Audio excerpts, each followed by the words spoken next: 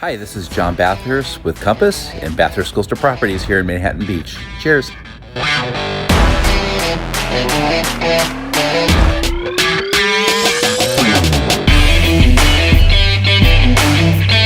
Thinking about making a move or investing somewhere outside the Los Angeles area? Maybe it's somewhere else in California, or maybe it's another city or state. Hi, I'm John Bathurst with Compass and Bathurst Coastal Properties here in Manhattan Beach. I'm going to be interviewing some amazing real estate agent partners throughout the country. Maybe places you'd like to invest or maybe move to. Coming to California, I cover the entire Los Angeles coastline, and I would love to help. I hope you enjoy the upcoming interview. Cheers.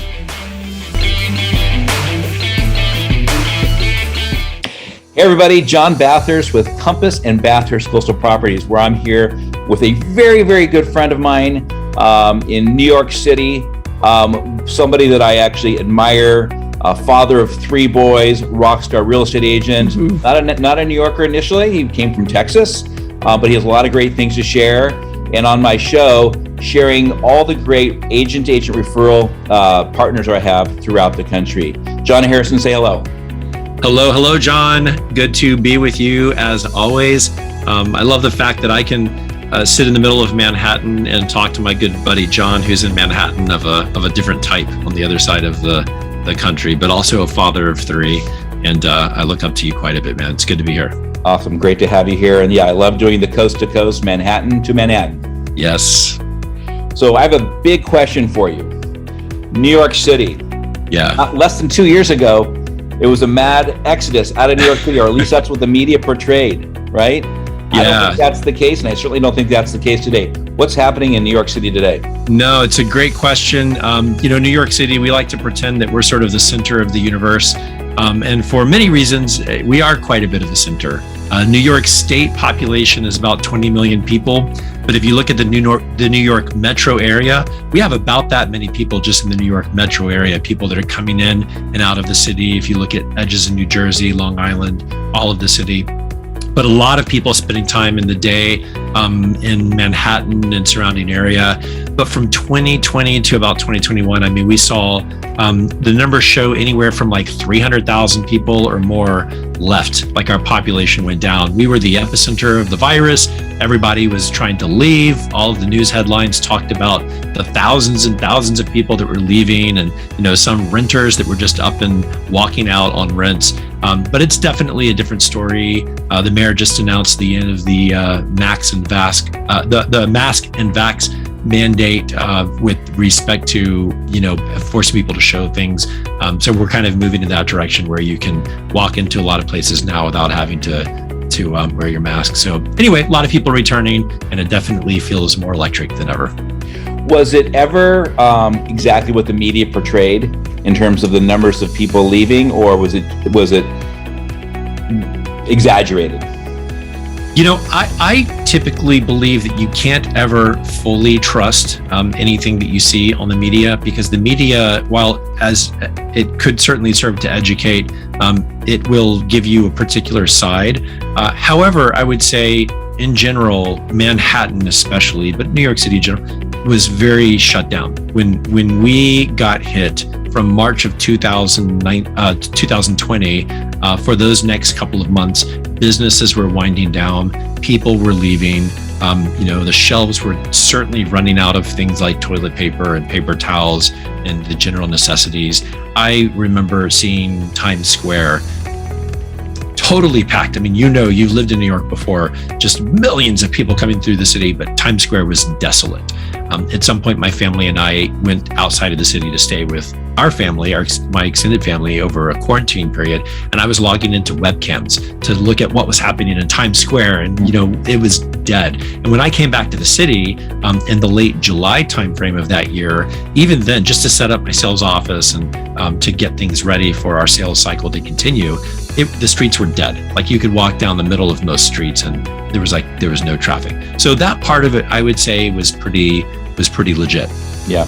Did you ever see the film Vanilla Sky with Tom Cruise? Totally. That beginning scene, a little bit like that? Yeah, it absolutely felt. I mean, there are a number of movies that I could think of that feel that way, but it felt almost post-apocalyptic. Like, the world sort of disappeared, and you're standing in the middle of the streets, and no one was there. There was an eeriness to it for sure. Well, New York City is back. It is the epicenter of the universe. I actually say the same thing, and I absolutely love New York City and need to come visit soon. Come visit. Hey, so what are you most excited about in the market this year?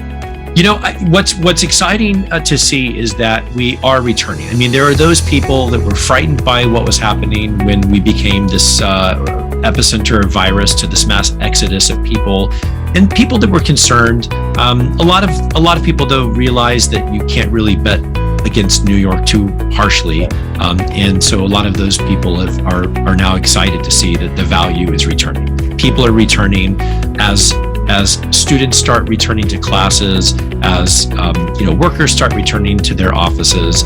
The city is definitely coming alive. And while I don't welcome the traffic that's returned, it is delightful to see people outside. We had a semi-spring-like day this week where we were in the upper 60s weather-wise. By the way, it snowed yesterday, but 2 days ago it was like in the upper 60s.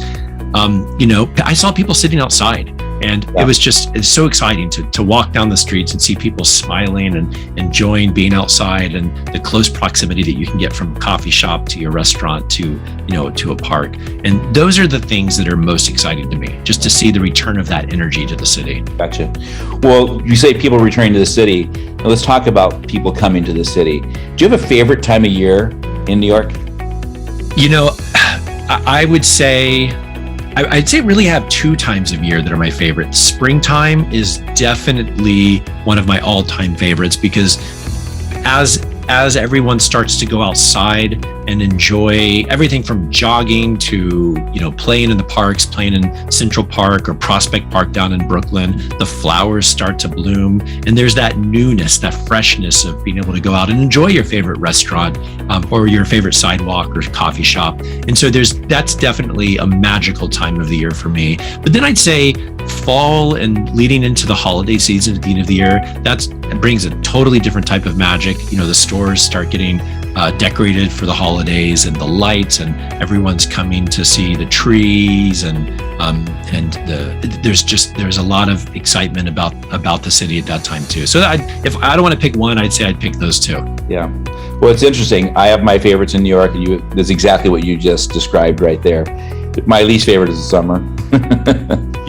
Summer, a lot of people leave the city in the summer. I mean, there's a lot of activity in the city, but it does get hot.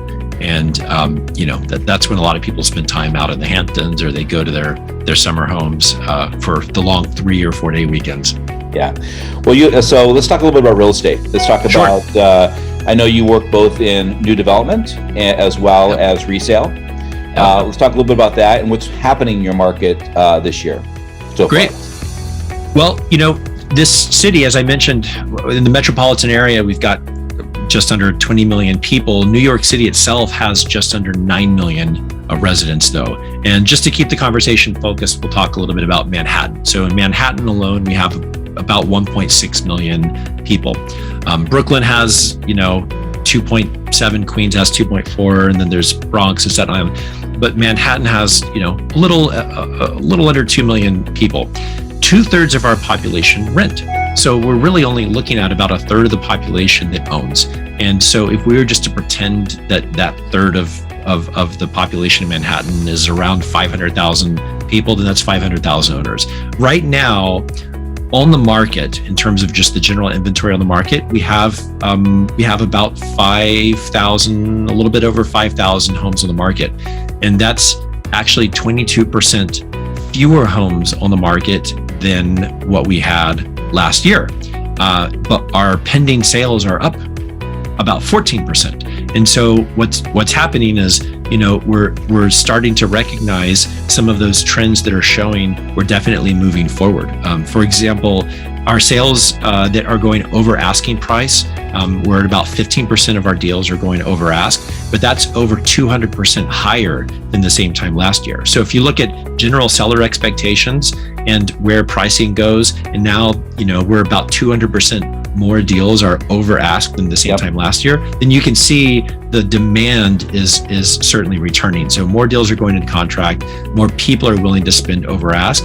And while we aren't the same type of market like a lot of the other suburban markets where everything went over ask, over the last 2 years, like 500% over ask, we're definitely recognizing those shifts in the market.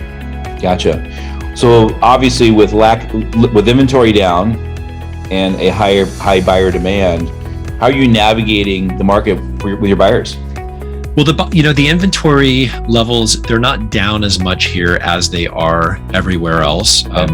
What happens though is because we recognize what's happening outside of the city, we do have those very strong and guided conversations with our clients, because we want them to understand that when they see the right property, they need to pre-vet what that will look like so they can know when to pull the trigger. We're not doing like 100 offers on day one whenever something hits the market, like some locations are. But it does become important because we see that in the waters. We have had these years where we have a lot of bidding wars, and we want to try to set expectations with our buyers. So we get really, really sharp with understanding what a buyer's looking for. We are plugged into some off-market deals. We are available. We do have access to like shadow inventory in the new development world. Because my team is plugged into new development, we have a lot of new development tools, so we can kind of see what's accessible that isn't really on the market. So we just try to spend a lot of time consulting and strategizing with our clients to give them the best chance of success. Great. Any concerns about the market, either in 2022 or beyond? Like what were you experiencing? One of the biggest concerns that I've had has been where people have looked at New York and they saw that we were depressed. 2019 was not a super high year. It was a little flat, and we expected 2020 to be this big return. And things started to pick up in the beginning of 2020, and then of course everything fell apart. Right. But there were those people even into 2021 that started saying, but I think the bottom's I think it's going to keep dropping and the bottom's going to fall out. And you start watching what's happening outside of the city, and you see prices starting to surge, and then you start to see the traffic of people coming back into the city. And we can never force anybody to recognize anything, but those people that saw New York with fear and thought, I'm going to wait until everything loses another 20% of value. I had conversations with some of those people, and I said, look, there's no crystal ball. No broker can ever promise you anything, but this is the data that I'm looking at, and these are the trends that are happening in real time. And I'm a little concerned that if you say you really want to buy, but you also say there's going to be another 20% drop, I'm concerned. I just want to make sure you have a plan in place in case that doesn't happen, because now I've watched that happen several times over the last few months. So the biggest concern is, people, especially when you're about to invest in real estate, which is one of the biggest investments you'll ever make, you want some level of certainty. And unfortunately, you don't get certainty. But I think that we can mitigate those general concerns as long as you're willing to look at data with us, and we can talk to you about what your long-term goals are. And I think that if you do that, if you're willing to just be really honest with what your long-term goals are, New York City can be a difficult place to navigate, but we really enjoy helping you navigate. Then I think we can really set people up with at least, setting expectations and giving you some good direction. Yeah, well, good stuff. I think that, as long as our clients are looking to gain knowledge of what's happening and really look at data, the data doesn't lie, even though there's no crystal ball, like you said. It does give us a pretty good indication of what the future looks like, as opposed to just fabricating a bubble just because prices and multiple offer things are happening, right? Yeah, that's right. Yeah. So you said people are moving back to the city. Is that people who actually left and coming back, sold and maybe or were renting and maybe coming back and doing the same thing? Or do you see a new influx of people coming to New York City or the other boroughs? So I've seen a new influx of people. those that looked at New York City and saw it as an opportunity because we were somewhat depressed for several months there.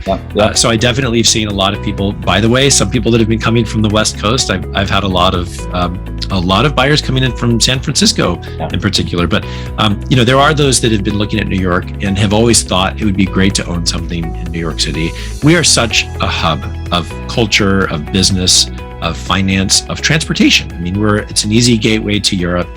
And so there are those that recognize this as such an ideal time to buy because our prices haven't surged in the same way that they have in other metropolitan areas. And because for the time being, the interest rates are still within reach. We've seen a new influx of people, but then we've seen a lot of those people that simply left temporarily and have returned. I've had clients with students that were planning to attend university and waited because, for their first year, they did it remotely and now the schools are open. So they're excited to come back in. A lot of international buyers that for a while were waiting. They were also planning to come to the city.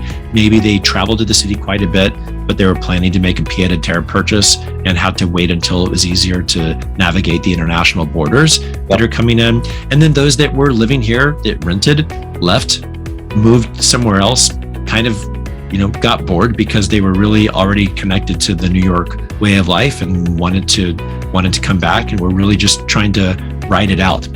One of the things that's unique about New York is that we are close to so many other locations. Like it's easy to get out of the city. While it's such a thickly populated metropolitan area, like we have a place in the Poconos that we go to sort of as our second home. People will go into the Catskills. They'll go out to the Hamptons. It's like in 45 minutes to an hour and a half or 2 hours, you could be in such a drastically different place that, it's easy to navigate in and then have an escape route.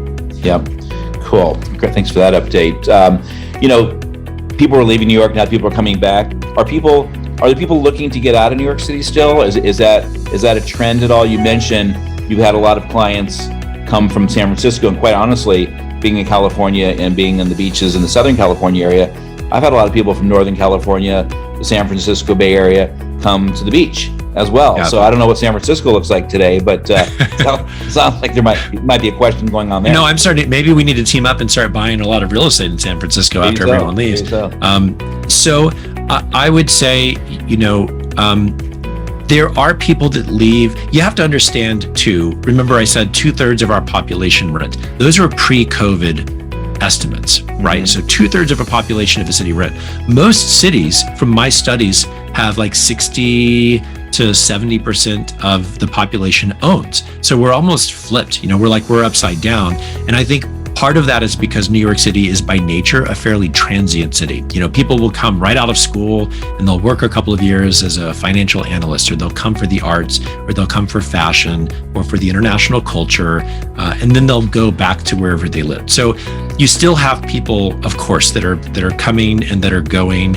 And one thing that we thought about was, even during this big exodus of the 300,000 plus people that left, I think a lot of those people were people that came in from outside of the city that were planning to leave one day anyway. Gotcha. And it just sort of accelerated their departure. So we'll always have a little bit of turnover of people coming in and then leaving, but definitely not on the same scale as when COVID was running rampant. Like, I'm not seeing anyone evacuate the city in that way anymore. Gotcha. So if you were when I say investor, I mean, essentially, even if it's your primary resident, you're still an investor and a primary resident. Well, let's talk about in twofold. One is there, when I say deals to be had, meaning, is there areas of the city or boroughs that are a little bit still a decent deal compared to maybe what it was a couple of years ago? That's the first question. And the second question, we'll talk about investment properties in a bit. Yeah, sure. Great. So the answer is yes. So New York City, of course, is starting to, people always talk about, the city is hot, or the market is hot, or these things are hot, or there's no inventory, and use very captivating headlines. And I'm not trying to paint that type of picture, but given the reality that people are definitely returning to the city, it's important to look at those subsections. Okay, so when they return to the city, where are they returning? and are there phases? And I would say there are definitely phases and stages of areas that people return to. So you have your primary markets, certain areas of downtown parts of Manhattan where it's a little bit more expensive, but these are like the first places everyone wants to go. But then you have secondary markets inside of Manhattan, inside of even parts of Brooklyn and Queens, where you recognize that yes, the values will pick up quite a bit, but we have to wait for those primary markets to get filled up first. Because when the values come down and the prices are slightly depressed, then of course everybody wants to go to the premium stock of those areas that were historically much more expensive. So right now, we still have several of those secondary and tertiary markets that are wonderful. Like they could be great asset classes for investment. They could be outstanding places to live. It's just they're not in the demographic center or the density center of Manhattan. So we still have some of those areas where, I've looked at some properties recently where the sellers are actually selling for a little bit less than what they purchased them for. Yeah. And so there was already some value that was previously set, and they're down a little bit. And as I look at these and I look at some of the things going on around these particular developments, I realize, this has opportunity written all over it because I'm aware of some of the other investments going on in the area. So the answer is yes. Like I absolutely think there are ways to get deals kind of relative to where value previously was set, what precedent was there, and what the likelihood of future growth is. Gotcha. Your other question was kind of around investments, right? Sure. So like, what does it look like to invest in New York City? Yep. So I would say, for the typical investor, there are different ways that my investor clients look at their investments. And I, as an investor, would look at things differently too. You have cap rate investor, where we're just trying to figure out if I put $1 million in, how long will it take for me to generate $1 million based on cash flow and, based on the total revenue? So you have that cap rate investor. Then you have the person that says, I don't care about cap rate. I just care about the future growth of equity. Yep. And so that's the person that's really looking more like at the internal rate of return over the course of 5 years, 6 years, 7, 10 years. New York City typically isn't a high cap rate investment center, meaning whatever you buy, when you rent it out, we have a high occupancy rate, low vacancy, meaning there's a really good chance you're going to rent it out, and we have expensive rent. So that's really good, but the property is pretty expensive too. So it isn't like you're going to have a huge ongoing monthly return, especially if you have a mortgage that you're using. But I see often like anywhere in the 3% cap rate range. A lot of other cities that I know and that I've invested in, you can get easily, 5, 6, 7, 8, maybe, higher cap rates. But what's great is that people that are investing here, they're also looking at a longer term trajectory of the equity build. Yeah. One thing that's very easy for people to invest here is to buy single unit condos. You don't have to buy an entire building. You can buy a single condo. In cities outside of New York, it can be dangerous to buy a condo because maybe you'll buy a condo, but the community will say, only 3 people are allowed to rent out their condos in our association, so you've got to get on a wait list. Well, almost everything is a condo in New York, and while a building probably doesn't want to see a huge majority of the units all rented out, it's harder for them to stop you. And so that is, you can get investments anywhere from the like $300,000 or $400,000 range, believe it or not, for something small, but it's there. And then of course you can buy multifamilies and you can spend many millions and millions of dollars. Sure. I find the same thing when we talk about cap rate versus building equity. Obviously you still can have a cash flow and build equity slower versus maybe a lower cap rate that just your equity's building because the properties are so expensive. We have very similar sort of thing along the coastal area of Los Angeles. Cap rates are anywhere from 2.5 to 3.5. Yep. And that very similar, but those same investors have made millions of dollars. Of course, it's limited stock, right? Yeah. Like you only have so much coastline. You've shown me. You personally, for those that are watching, John we go jogging sometimes when I see him, and he'll jog me. We'll jog right by that Manhattan Beach Pier right there. Yeah, he's taking me right out there, and we've seen there were dolphins actually swimming. I think last time we went out there. But you've shown me some of these houses, and it's always great to go with you because you have so much knowledge about each building. You're like, okay, that building was last sold in this year for this much money, but it was purchased for this. And it's really so fascinating to get one of my, semi-regular tours whenever I go out there. But I get it. Like there's limited stock and prime, oceanfront or very, close proximity to the ocean. There's limited amounts of that. Right. And so as more people decide they want that proximity to the water or to the boardwalk or to the strand, there's only so much of it. So the value has to increase over time. Yeah. So and I agree. I think our markets are so different, but so similar in other at the respects, same time. Yeah. Right. So I know this is a hard question to answer, and but people always have sort of a budget in mind. They can afford $1 million, $2 million, $10 million, something more. Yeah. But let's say you are a first-time home buyer. The transportation system is great in New York City.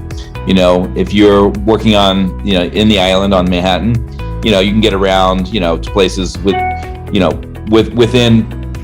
40 minutes, right, from one side to the other, probably. If I had $1 million to spend, and obviously some of it might depend on work in Midtown versus downtown versus whatever, and I'm single, right? $1 million to spend, I'm single. I know there's more questions you'd probably ask than that. Like, where's some of the areas in New York City that I could look at? So $1 million, you would typically look at purchasing, you could get anywhere from and let's look at condos. There's a whole discussion over condos versus co-ops. But there are several places where you can find a 1-bedroom apartment for $1 million. You can go downtown, like Financial District. I've seen several options for around $1 million. And what's great about that is because you were the downtown, it's almost like the bottleneck transportation-wise. All the subways converge. If you wanted to get on the subway, go Upper East Side, Upper West Side, down into Brooklyn, you can go almost anywhere. You can hop on a PATH train, go to Jersey, so easy to get everywhere. And the Financial District has come a long, long, long way since 9/11. At some point, everybody was leaving exponentially, just disappearing, and then finally returning. Well, there is so much that's been built up in that Financial District area. In fact, they just opened up the latest Alamo Draft House, which for those that aren't aware, it's a movie theater where they serve food and beer and all sorts of really yummy stuff. Well, they just opened up a really phenomenal one right in the middle of the Financial District. Awesome. So that's one area that I would say you can find smaller, and you can get an amenity type condo there. Okay. You can find, you can go elsewhere. You can get into sort of no frill, no amenity homes where maybe you're really close to Central Park. Okay. If you prefer that type of thing, but in general, that around $1 million is going to get you about in that 1-bedroom range. Now, just to kind of set the expectation, that doesn't mean necessarily like a brand new development, high amenity building. Like one of the projects that I'm super excited to be on, it's Rockefeller Group's first ever residential project in Manhattan. Our studios are $1.5 million.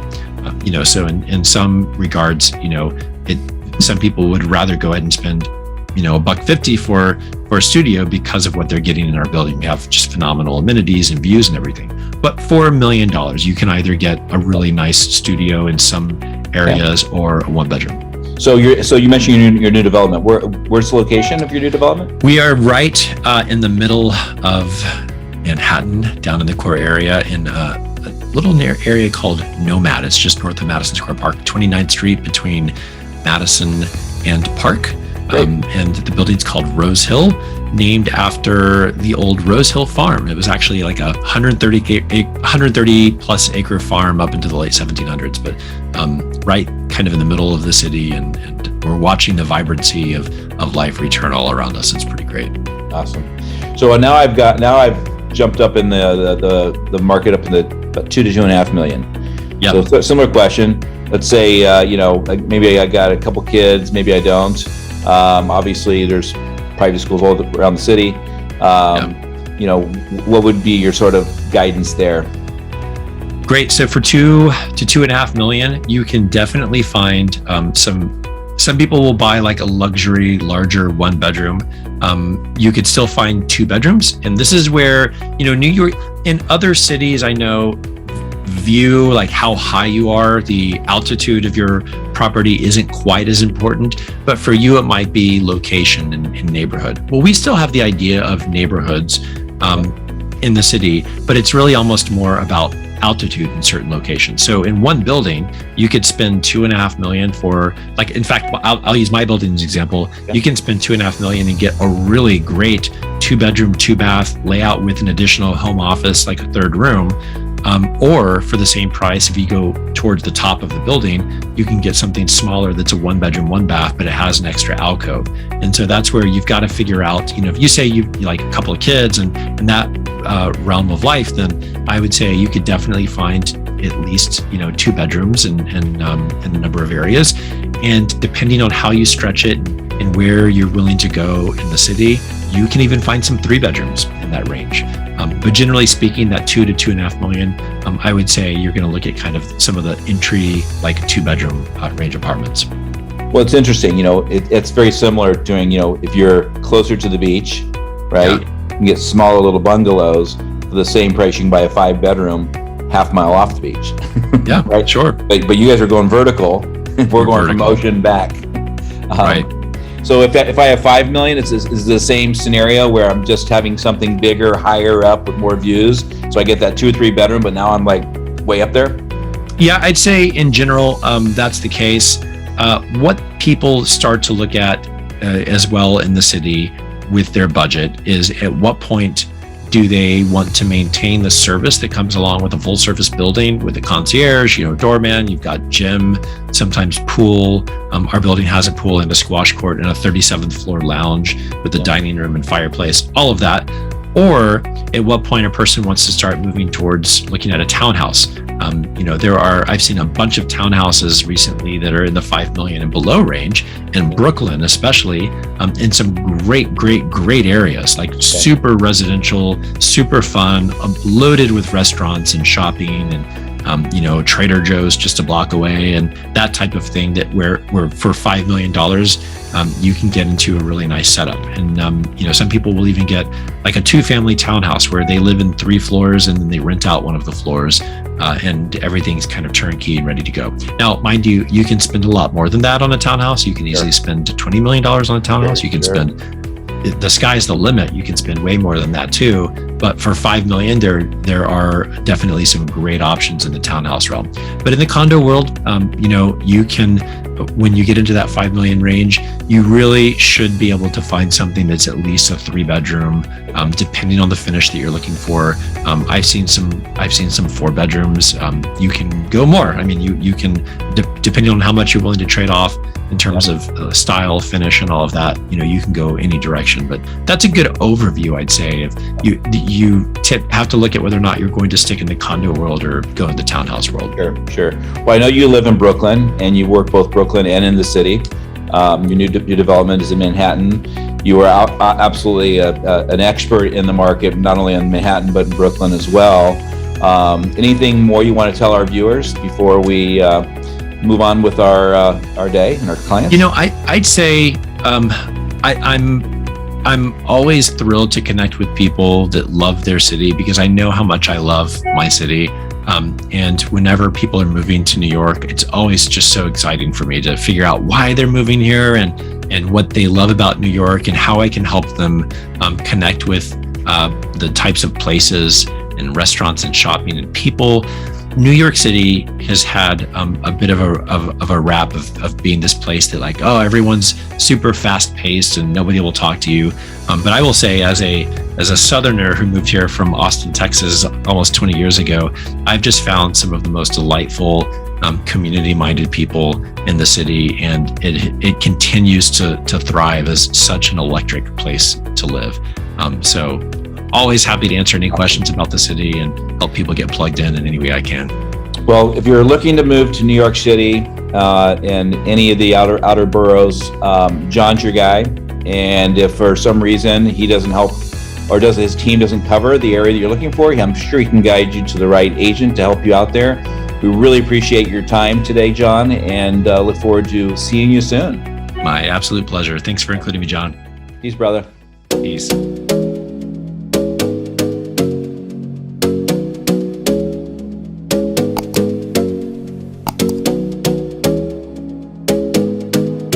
hope you enjoyed that interview. If you have any questions or comments, please comment below. And if you like the content, please like it. Please subscribe for further content that I'll be posting, and make sure you follow me on social media. Have an awesome day. Cheers. Boy, take a chance, will you let me ride? I could be the best thing in your life.